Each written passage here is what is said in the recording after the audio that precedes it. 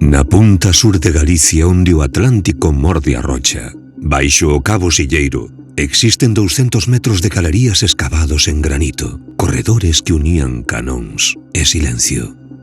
Pero hai un expediente máis antigo, un que non sae nos mapas.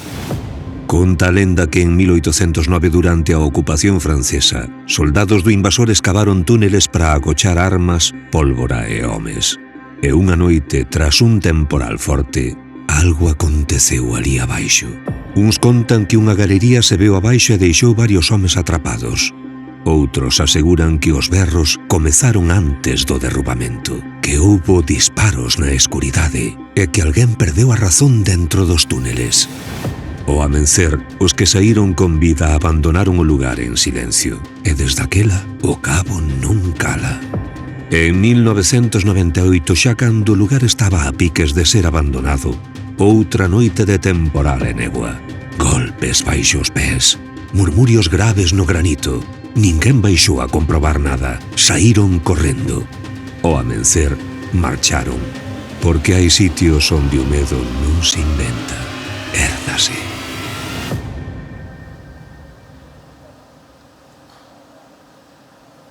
Na nosa mesa de misterio de hoxe, Pablo Sangiao, Carlos Tresandín, que nunca o pasan ben nestas saídas, pero que nesta o pasaron especialmente mal. Sí, nesta foi especialmente... Por qué? Bueno, era... Se sodes uns valentes. Bueno, falo fala por él. Algúns máis que outros. Fala por él. Sí que é certo, que todo o equipo, eu creo que estivo de acordo en que foi... No digo en serio, de verdade. Non, foi a experiencia a peor que vivimos, eu creo que de todas as saídas que tivemos, e foi compartida polos 4 membros do equipo. Sí, de feito, Portela di que non entra máis ali. Sí, bueno, diso falamos despois, xa che comentamos. Sí, no, a min tamén algo me contou, pero en primeiro lugar, quero que me expliques un pouco por que elesides Cabo Silleiro, que conta a lenda deste lugar? Hai unha lenda que ben explicaba no vídeo, que fala desa invasión napoleónica, supónse que está mesturado eses franceses con Cabo Silleiro, con esas baterías, eses túneles.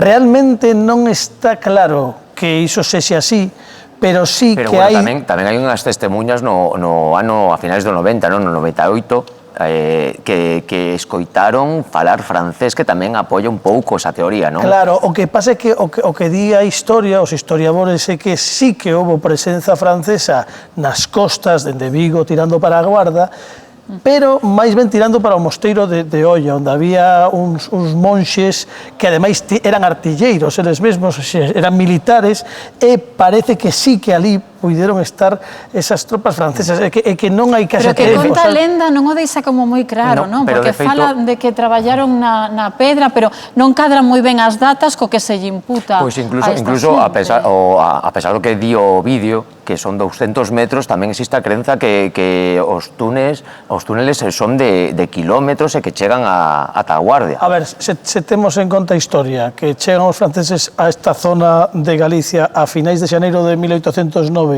e son expulsados en marzo, primeiros de abril, de todas, case tamén é complicado pensar que lles dé ese tempo a facer túneles ali, pero a tradición oral chega de algún xeito ata nós por eses vieiros. Claro, é esa tradición oral... Aí estamos vendo eses túneles, nos estivemos en todos eles, concretamente no máis profundo, eses túneles que chegaban a esas baterías onde estaban os canóns como defensa da costa, aínda que realmente esa configuración data de principios do século XX tamén. O sea que non sabemos moi ben exactamente que é realidade, que é lenda, pero que contan, aí está.